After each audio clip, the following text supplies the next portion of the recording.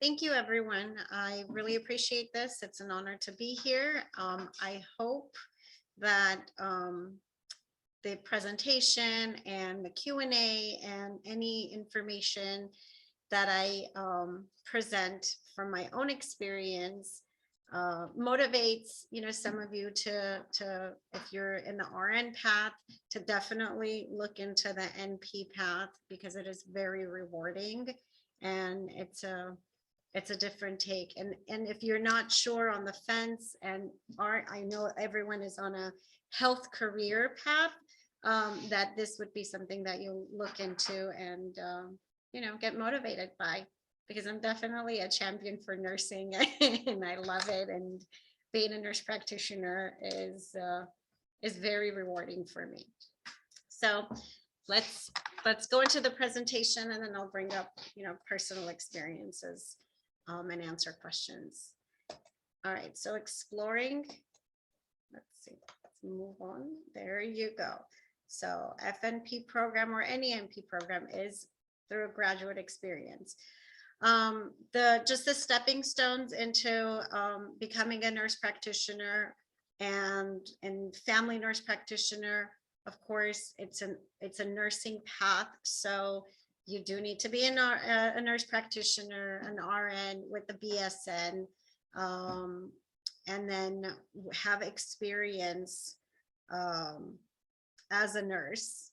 And most programs, I know there are programs out there that don't require experience, as in you can, especially if you stay within the same school, you go from your BSN, your RN BSN, and then transition to the MSN portion, and then into the NP program.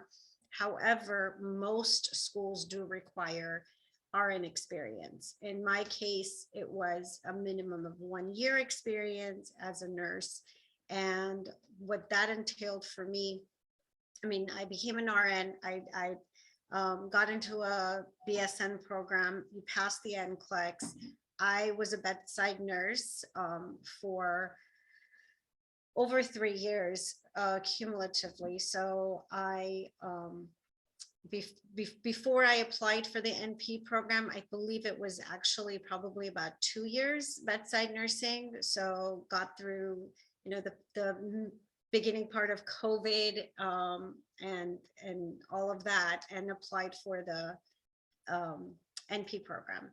So then after that, in the program, it's a graduate program. It's an MSN degree, master's in nursing. Mine focused on family nurse practitioner. The program, it just depends on the schooling. It could be anywhere from 1.5 years. It could be up to 5 years, depending if you do an accelerated program or if you choose to do it part-time. And because most of us in the program were working, with families, or just different paths in life, and everyone for the most part was employed, either bedside or maybe even more flexible field of nursing out there, and we were able to maintain the program. So after the NP program, which is a challenging program, so if you are exploring any NP program or a family nurse practitioner program, as you know, it's a graduate level. It is challenging. It does require clinicals. Even as an RN, you're required clinicals in the RN program. However, when it comes to the NP programs, it's more so. The hours are longer. You are the provider. You are the, most physicians work with you, but also give you over time that independence, so you can find your ground, you can find your path, and be able to make judgment calls, but have that support with the physician. So that's throughout the program. It is extensive, and just like any graduate program, because any healthcare program out there, I can't imagine any healthcare program not being challenging, because the bottom line is you're working with patients, you're working with anyone who has illness, chronic, acute, and you need to be able to make quick decisions on your in that time period. So after the program, after graduation, there are the boards to pass and for the NP boards, and then you apply for the licensure through the state. Every state has their own licensure, and then the furnishing license that would also gives you the ability to apply through the DEA in order to start to be able to prescribe. You do need all of these in place for the most part, in order to be able to work as a family nurse practitioner. So it is time. It definitely is a timely process. Even after graduation, even after you're done with school, it still takes time and more, again, passing the boards, it's similar to passing the NCLEX. You do need a little bit of time to just decompress, collect everything, internally, and then study for the boards, take the boards, and then start applying for the state licensures. So facts about the FNP program, or just wanted to throw this one out because I found this out while I was, doing the research and looking up for this presentation. First NP program was created in 1965 to serve the needs of the underserved population. And then on average, if you take all the FNPs out there, we have 9.8 years of experience. And then the top focus clinical areas for FNPs, family, primary care, urgent care. Nice thing about FNPs, and again, with the education that comes at school too, and the clinical hours, it's primary care, it's adult care, pediatric care, and then women and women's health is included in that. So it gives you a knowledge base and understanding of, a lot of different focuses. So you can definitely focus where you can choose your path, even as an FNP. So because it's like a lifespan field, you can definitely choose your path, what you want to focus on. If you like children, and working with children, that can be your niche. Or if you like the elderly, that can be what you want to focus on, which is mine. I love my olds and I like working with the geriatric, the aging population. And then that also brings into the an open door to the different areas and different practices that you can work in. So top practice settings for FNPs are hospital outpatient clinics, private group practices, and private physician practices. One thing is, as an FNP, you can also do rotations in the hospital. Some programs will allow it. Mine allowed it because one of the doctors that I was shadowing and working with during clinicals, he had privileges in a hospital. So then I was able to get access and privileges in a hospital, which is a different opportunity, which is actually a really great opportunity. And not, you go not as a bedside nurse, but it's just like the different aspect as a provider to the hospital. So yeah, most FNPs are not going to be reaching to go into acute care. However, you can, even once you're done, practicing with the private physician practices or the group practices, if they have hospital privileges, you will be able to get access because you will be able to follow some of their patients, and become your patients in a hospital setting. So that's another fun thing to keep in mind, that you still get the best of the best, I think, best of the worlds out there.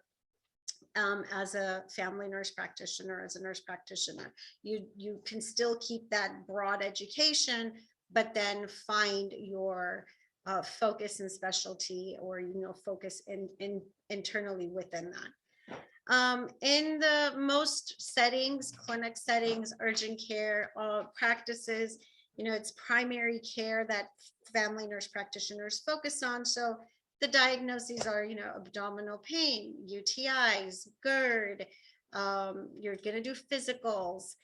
So there's a lot that you will be working with patients, one-on-one, and very hands-on. And we move on. So what do we do? In primary care settings specifically, perform physical exams. We could do pre-op exams. You order, perform diagnostic tests, the labs, x-rays, whatever you're presented by the patient. You can, at that time, you're the one at this point ordering these tests, which is completely different than if you were an RN. So prescribing medications, you develop treatment plans, treat acute chronic illnesses, conditions, injuries that fall under primary care, maintain patient records. That just means you chart your life away. You're always charting, and that's just the way it is in healthcare. So really important. So that does not go away. And then as far as the other thing that really family nurse practitioners focus on are the preventative care. So that's really one of the focus, like one of the things I focus on, making sure that the patients do get their annual physicals, making sure that if they need a mammogram, you educate them to get a mammogram, to get their vaccinations, to go get the PSA test for men. There's so the DEXA scan for bones for women. I mean, there's like a lot of the focus and education for preventative care, and then working with chronic illnesses, so treating acute and chronic illnesses, patients with diabetes, making sure that they do see the podiatrist.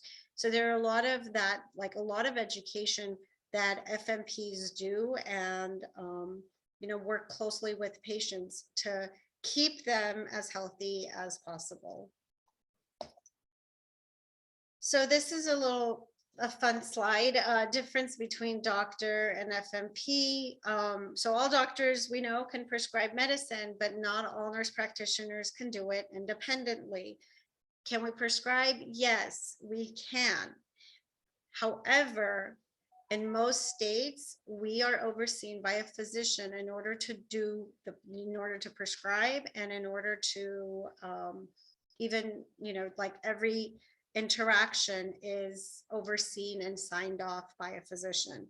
Specifically in California, there are states that do allow complete independent practice for nurse practitioners.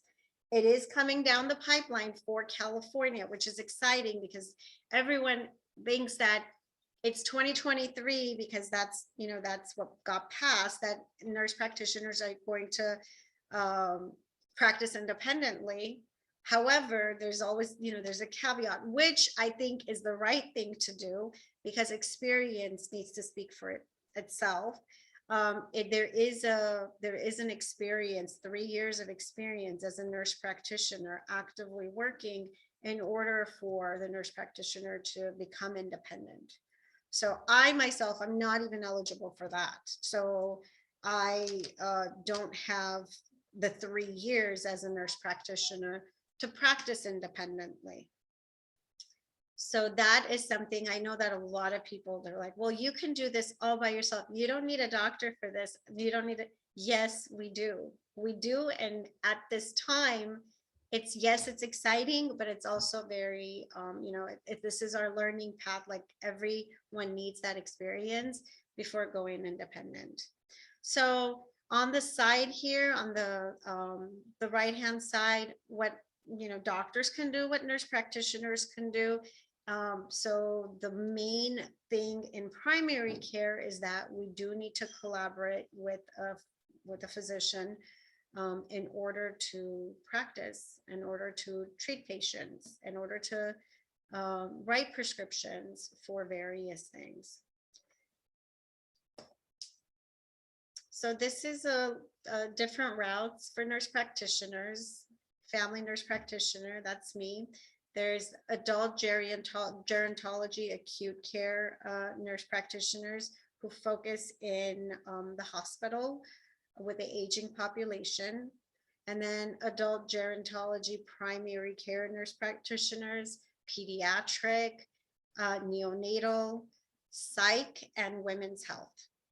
I said that in the other, with the other slide, but interestingly, family nurse practitioner gets a little bit of education in all of this, all of these aspects, and is able to practice, find that little niche for, like, for ourselves. And the remaining, the other nurse practitioner fields are very, very focused. Especially, it's really important, especially for acute care. I mean, if and only, like, if someone wants to specifically be in acute care, I would say, I would advise to be in, to take the acute care route, because as a family nurse practitioner, you don't get the education or even the, the foundation and clinical in order to be able to really work in acute care at all times. So that's one focus. Women's health is another really up and coming, it's not just up and coming. I mean, it's a really focused. Nurse practitioners play a great role in women's health, and psych at this time, besides family nurse practitioners, which is general. I think psych, mental health nurse practitioners are really truly rock stars, because there's a lot of demand. And I know it was supposed to be like a focus on family, but there's definitely a lot of demand in work for psych, mental health practitioners, and as well as the family nurse practitioners. So my experience has been, so I was offered a position as a nurse, as a family nurse practitioner for a psych practice, but it would have not. And I initially I said, I'm not a psych nurse practitioner. How would I even, be able to fill in this role? The way they explained it was, yes, you're not.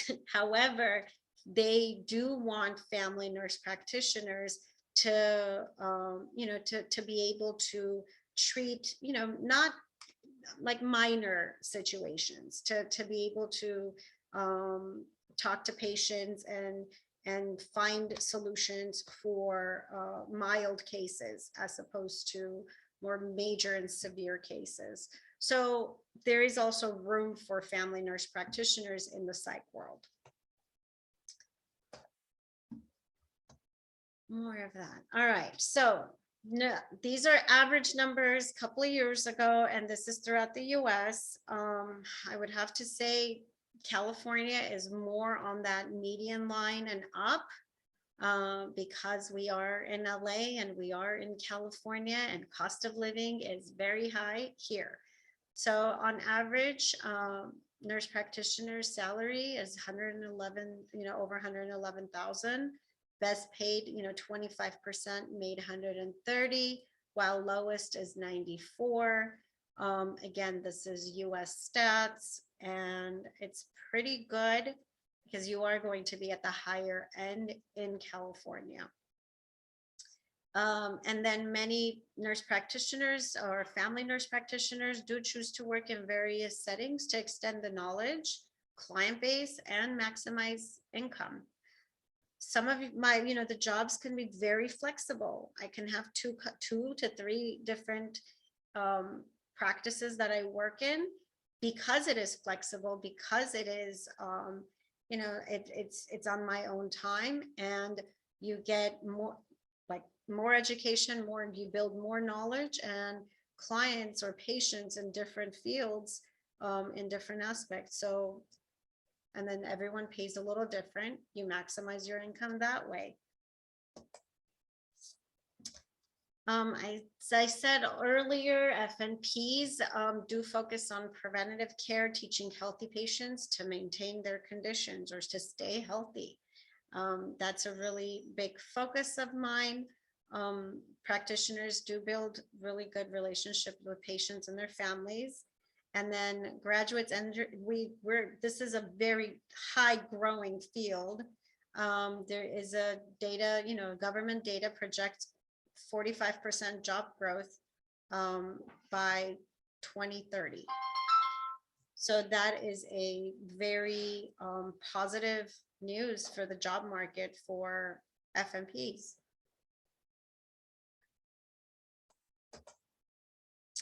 And then there's the satisfaction of it. So FMPs, nurse practitioners, are satisfied with the job because the stress is it's on it comparatively, it's low stress. However, it's not technically, in itself a low stress job. You do have to think on your feet. You have to make judgment calls.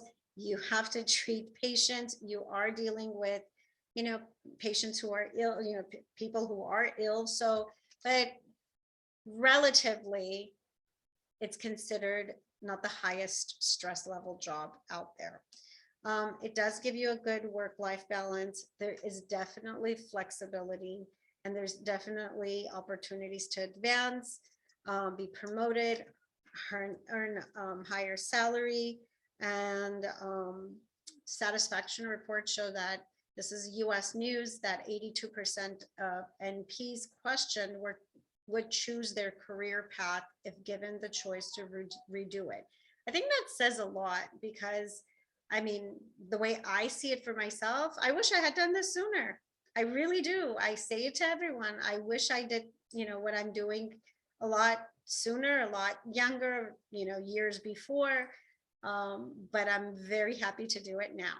There's, better late than never kind of thing, but I would do it all over again. I would just take the same path that, and make the same choices, and because it is something that I'm very happy with.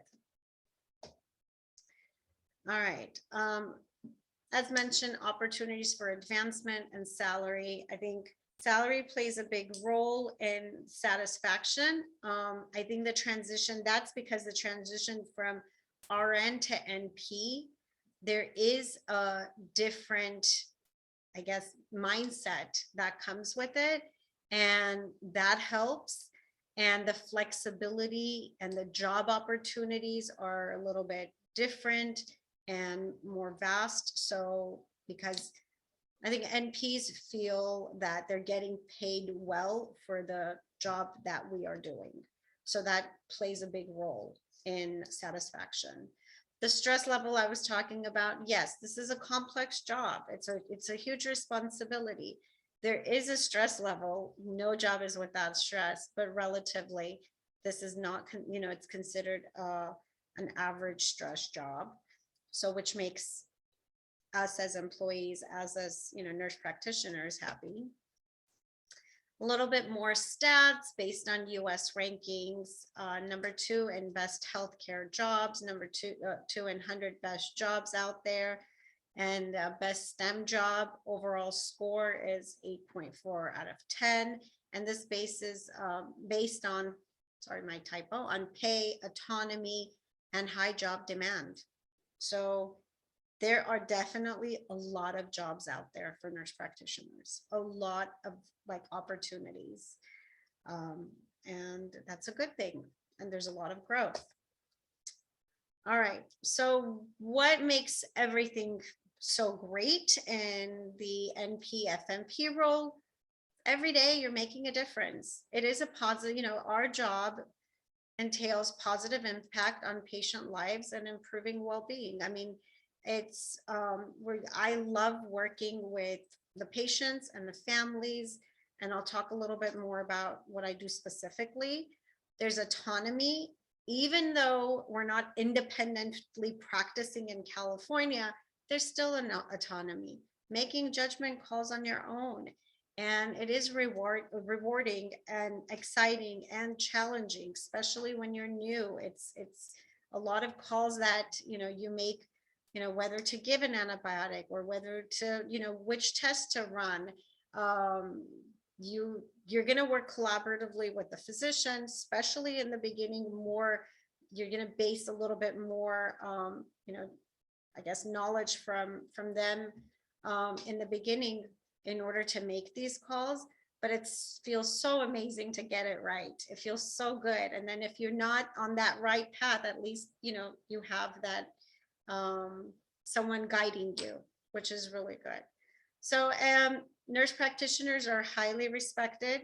Physicians and practices hire nurse practitioners. If they didn't respect them or need them, we wouldn't have a job.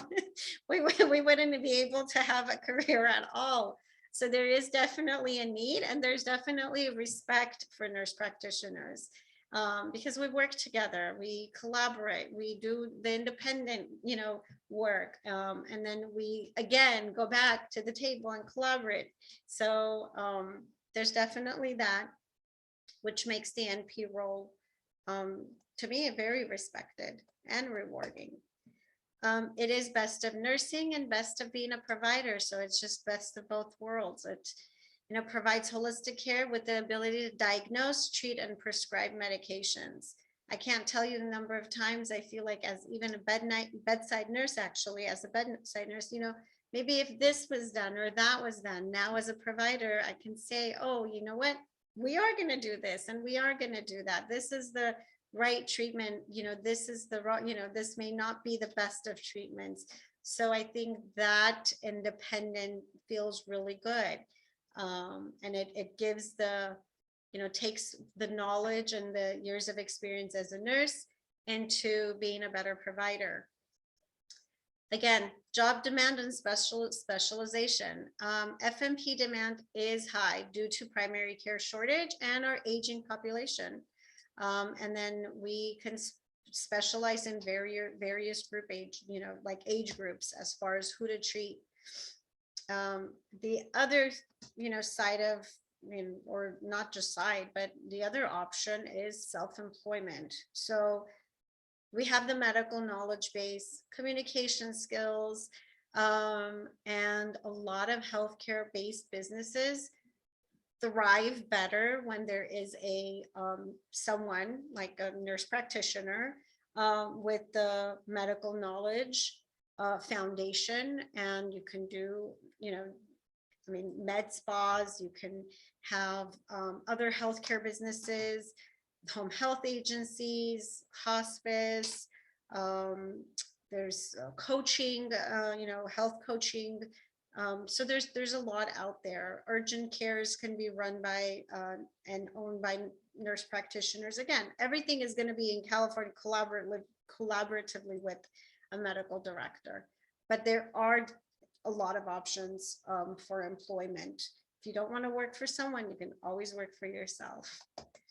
And I think that's it for the whole presentation. So a little bit of what I personally do as a nurse practitioner. Right now, I have two different fields that or sides to this. So one is hospice. I am a nurse practitioner for a hospice, and I do the initial assessment, qualification based on guidelines, of course, and look at whether the patient is eligible or not, write the orders, start the care plan for the patient, and work with the families to bring in everybody else in order to have the best experience, because I'm a really big advocate of dying with dignity and compassionate care, and not suffering. So that's a really big part of what I do now. And the other side of it is, I did mention that I really focus on preventative care.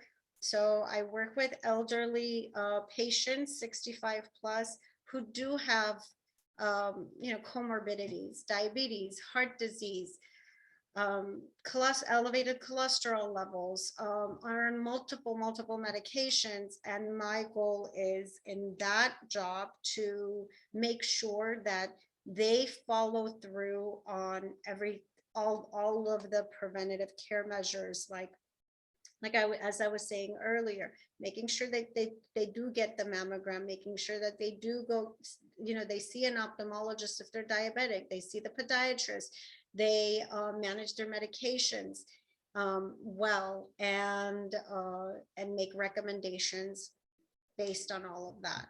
So depending on what they're on, what they're doing, and you know, getting their A1C checked. So those are the type of work. And then if you know, that's really both sides of what I do now. Both of them are very flexible. So I do have a, I want to say, a pretty good work home life, um, which is really, really important to me right now. So that's all I have for you guys. Any questions?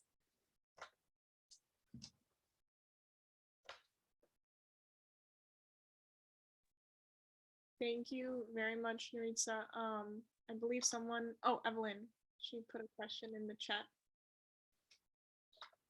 She says, do you think clinicals in NP school prepared you for working in the real world? I think the yes and no. Just like clinicals in your RN program. It's going to be they give you that education and foundation that you need, but it takes you, once you start working, and there are new grad programs, not new grad programs that like there are for RNs in hospitals, but new, you know, there are practices that who hire new grad nurse practitioners. I feel like that's when you get the most hands-on experience. So transitioning from my own experience, transitioning, I feel like from the RN program and the clinicals in the hospital to a new grad program in a hospital. And that was the most education, the hands-on education that I've received, which did prepare for the bedside nursing, and then really truly any nursing, because I did bedside and hospice, and I do that regardless. And then for the NP program, you get a different sense, and yes, you do learn, you get a lot of experience, but you're still going to go back to the table, go back to, you know, ask, you always have to ask questions, but you go back to, you know, working with the physician or, you know, the group that you're working with as an NP. I think initially, after, you know, about 6 months to a year, where you find yourself in more of a comfort zone. Not too comfortable, never too comfortable, but you know, like where you can do a lot more independently. So I hope that answered your question. I think when you're in the job, that's really when you know, yes, you're prepared. So technically, to answer the real question, yes, you do feel like you're prepared to start a job, but you don't realize like how much more there is to learn until you start. It's always learning every day. Thank you for that answer to the question. And yes, Sarkis has his hand up. So Sarkis, you could go ahead and ask. Thank you. Thank you so much. It was a really wonderful presentation. Thank you so much for taking your time out of your day for this. A quick question. So, given the phenomenon of COVID-19, and I see a much more prevalence of traveling nurses and their increase in pay and their high demand. Given your experience in the field, what's your prediction in, let's say, the next 5 or 10 years? Will the demand for traveling nurses be the same, or will the industry shift given the circumstances with COVID and how the industry is now in its changing development? I think it's always going to give this change, you know, that it's going to be a wave. It's going to come, it's going to go. So I've done travel nursing myself, enjoyed it, was highly rewarded pay-wise. It was phenomenal. I do have to say. It is more it's more challenging and demanding, but my foundation as a nurse, as a bedside nurse, was I was a flow pool nurse, so I really got a lot of experience. I was in every single department.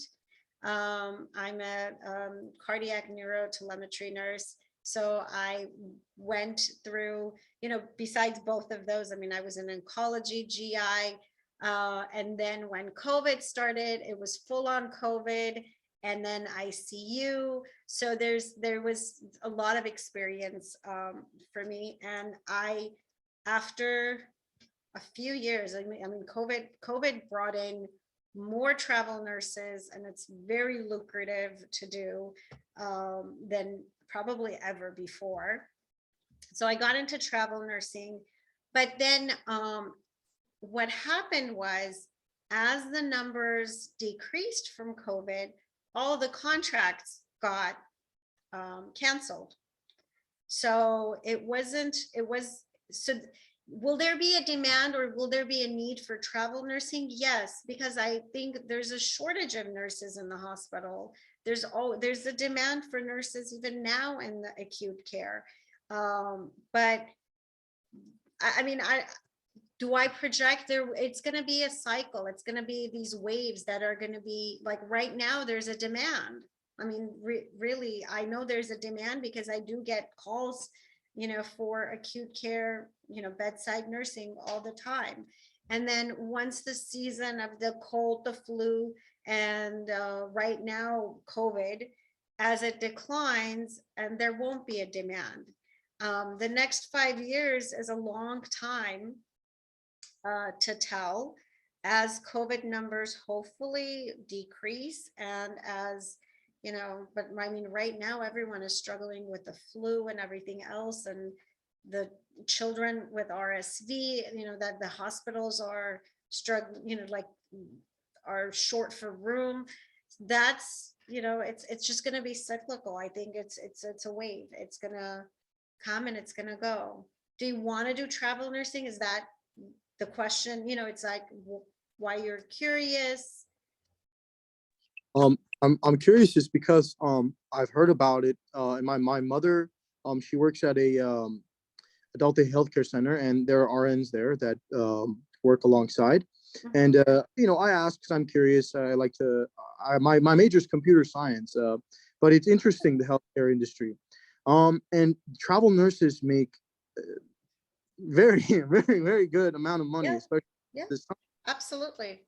And I just wanted to understand that phenomena because I also did some research, and I got more deep into it. And some people may argue that travel nursing is maybe harming the traditional nursing industry, or it's accelerating it because some hospitals still are losing employees because they aren't making enough money. And during that really heavy COVID time, when many of the healthcare workers were stressed out and were just completely like they were about to quit their jobs because the amount of pressure that was.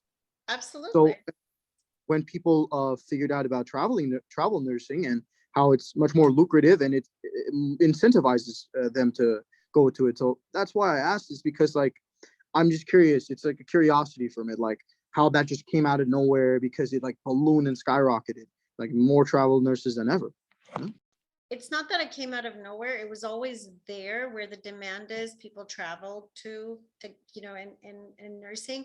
I think it became in the forefront because there was such high demand, especially in here, and the pay was so high in comparison to staff nursing that it became like everyone's conversation. It was like front center news, because travel nursing was so lucrative. And it is lucrative, and it's in a sense.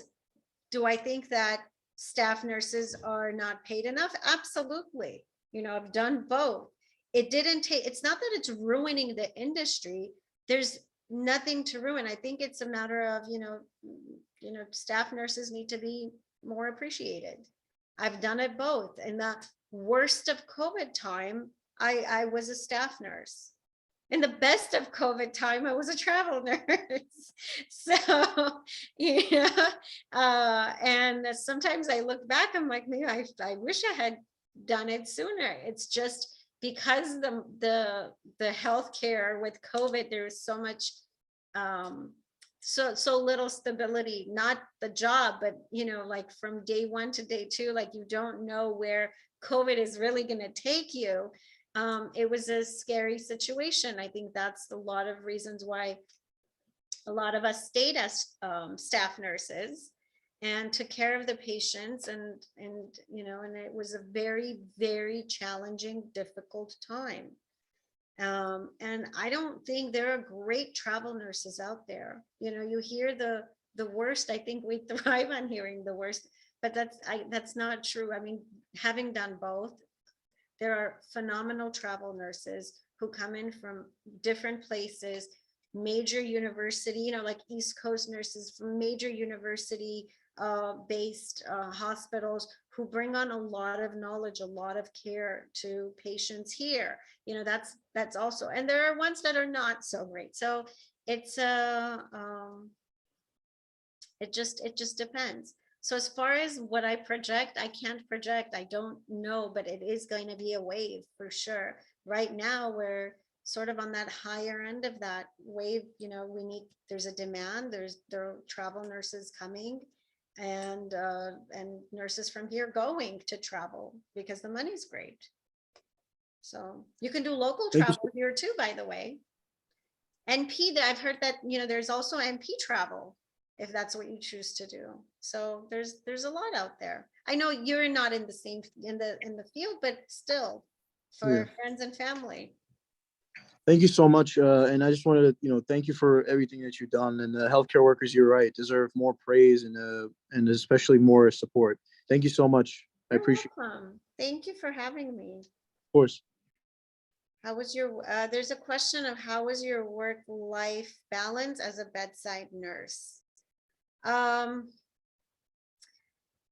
So it's not terrible. It's actually pretty good. In a sense, okay, your 3 days of work is your full-time work in a week, Sunday through Saturday. So 3 days. There are holidays that you end up working. There are definitely required weekends that you end up working.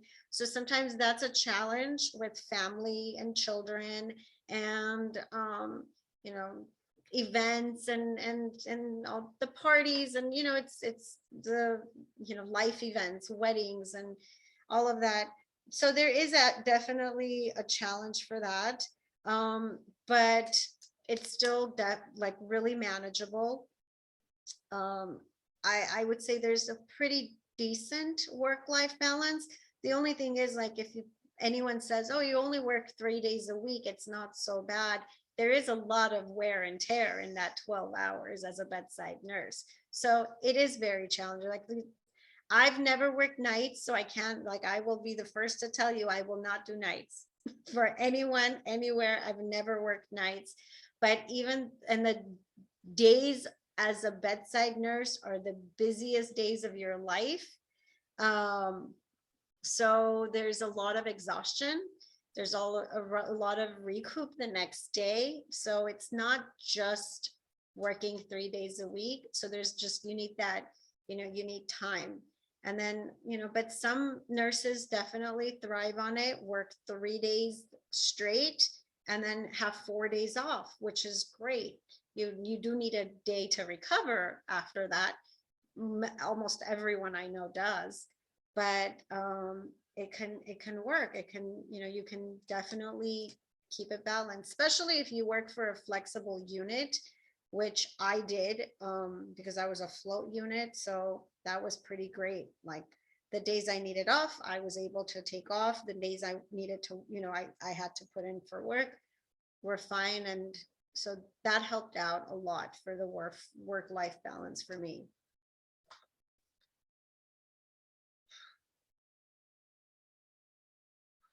There's another question. Does the nursing program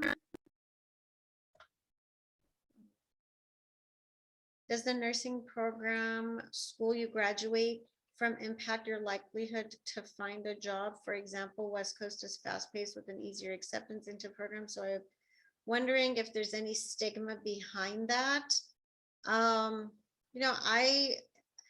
can't say anything negative about any school. I mean, my graduate program was very fast-paced as well. I went to Charles Drew University. It's here in Compton. Due to COVID, it's an in-person program. Due to COVID, we did end up doing the 2 semesters at home and then went back to school. But all the like they had days where we had to go in as clinical days on campus. We still did that regardless that, whether, we were home or in person. But I don't know if there's a stigma. I think it's what, no matter where you go, it's how you apply yourself and how you network and how you present yourself and how well you, I think, like take in the information. I know a lot of phenomenal nurses from West Coast. It may be an easier, I don't know. I've never been a student there, but from what my understanding is, yes, it may be a faster pace or an easier acceptance, but it's not an easy program. Plus we all take the same boards. So it's what you do with everything else after. It's how you, like, excuse me, clinical wise and networking wise. I think that's, I don't know. I can't say there's a stigma behind it. It's completely up to the person and how well you study, I think, and how you work and, communicate. With certain hospitals more than others, if that's what you mean, but experience is what speaks about you more than the school name. I think so too. I think it's your integrity. I think it's your compassion. It's how you work with people, how, so I definitely know very really good West Coast nurses and nurse practitioners, because I think what I was, even I actually just met a nurse practitioner who is at West Coast as a student, and we were talking about the different programs, but I agreed with her and she agreed with me that it's really the clinical side, the physician you work with, that makes the difference in your experience and your learning process.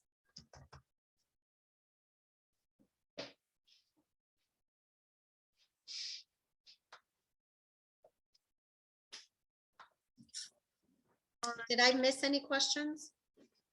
I believe there was just one more question earlier. Christine asked, what initially drew you to pursue nursing as your career choice? I believe that's the last question. Oh, I was a pre-med. So I was actually a pre-med. I have a degree from USC in health promotion, disease prevention studies. Surprisingly, a fun fact, my daughter is applying for the same program for next year upcoming. So and I was the very first class of that program at USC. So that's really something I'm proud of. But I was a pre-med. I was very much interested in preventative care. I actually went into corporate work for a long time. I managed a Cigna small group for California for many years.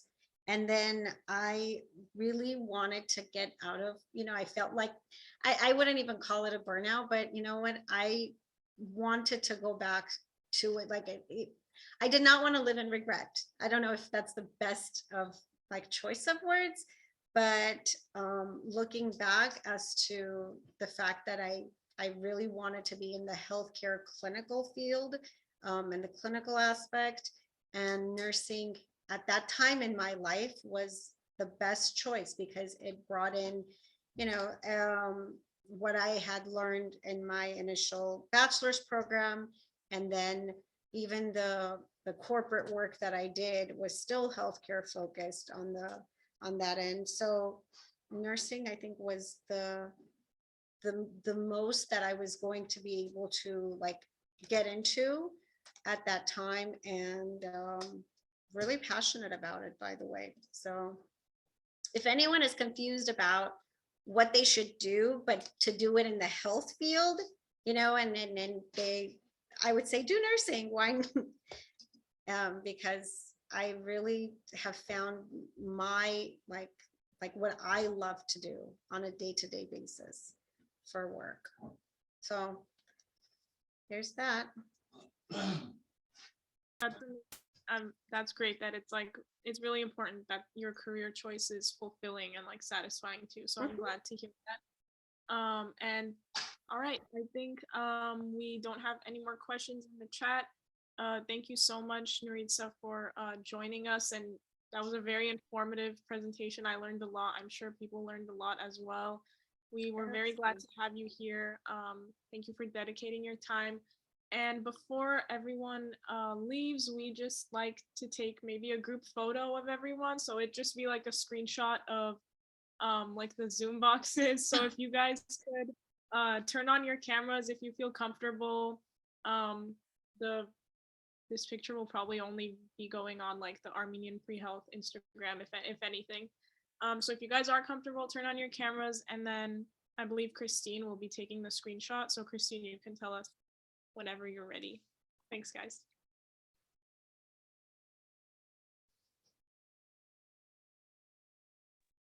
Okay, I'm gonna take it like right now. So 3, 2, 1. I got it. Thank you guys. You guys, thank you so much. This was a really great experience. I'm honored. Good luck to everyone, whatever path you choose. But really good luck to you guys. You're gonna do great things. So yeah, never give up. Thank you so much again. You're welcome. Take care, you guys. Thanks, everyone.